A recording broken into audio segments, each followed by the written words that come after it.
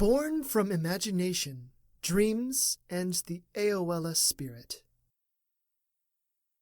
One of the most troublesome, yet most beloved beings in all of Aoela mythology is none other than the goofy and bubbly Balia, goddess of discord and chaos.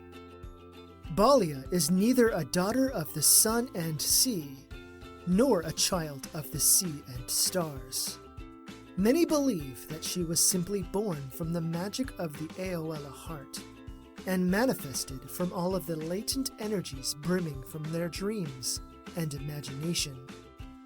Others claim that Balia is as old as time itself, existing in the backdrop of the universe, in a similar manner to Isiba, the goddess of spirits. A third group claim that Balia was born from the playful nature of children's imaginations, and she simply evolved to be who she would become. Balia has never revealed her origins, and no doubt delights in the air of mystery. She appeared on the first island, causing playful mischief among the different villages. Some of the earliest accounts and stories about her come from tall tales told by children.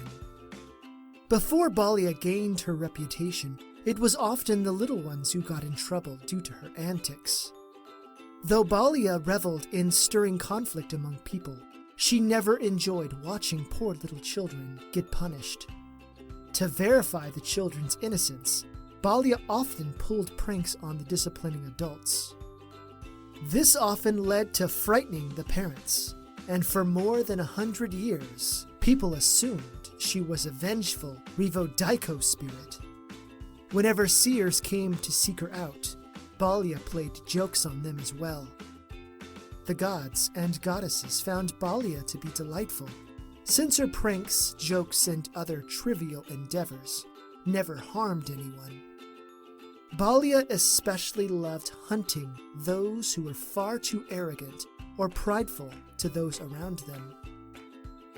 Whereas most gods and goddesses lived apart from the Aoela, with the exception being Maori, Balia loved living among the people, disguised as one of their fellow tribesmen.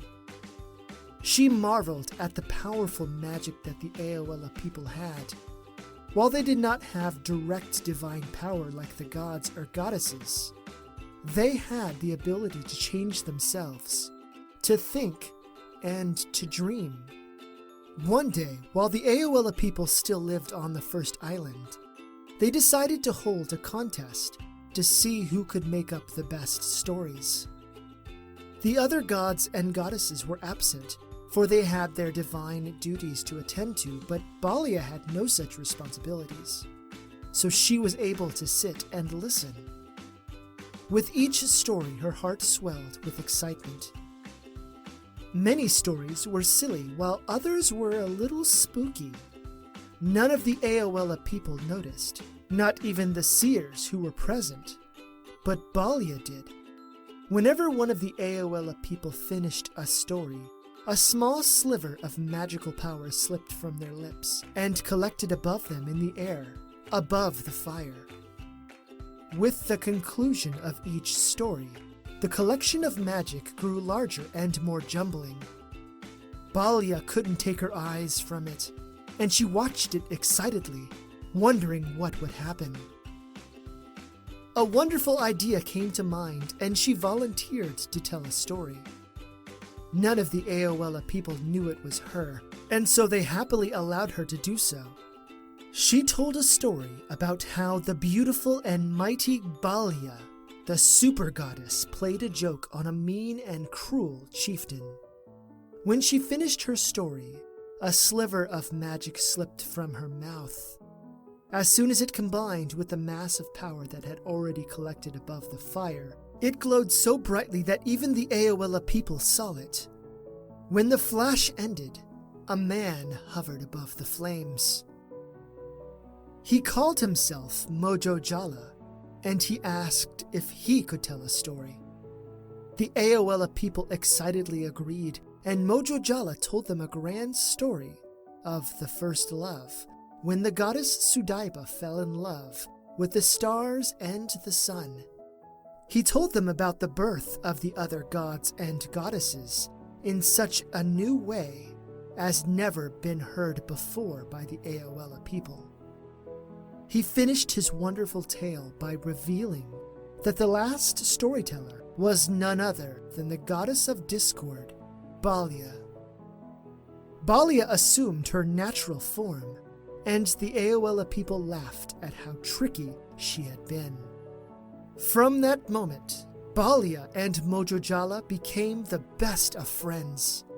Together they lived among the people, disguised, for the Aoela people were far more fun to be around than the other gods and goddesses. Both Balia and Mojojala were there when the latent magic of the Aoela people came together to give birth to two more divine beings. From the frustration and anger of the various tribes, Yakon and Yeka came into being. Yakon represented the fiery passion of masculine aggression, while Yeka manifested the dominating and wrathful feminine spirit.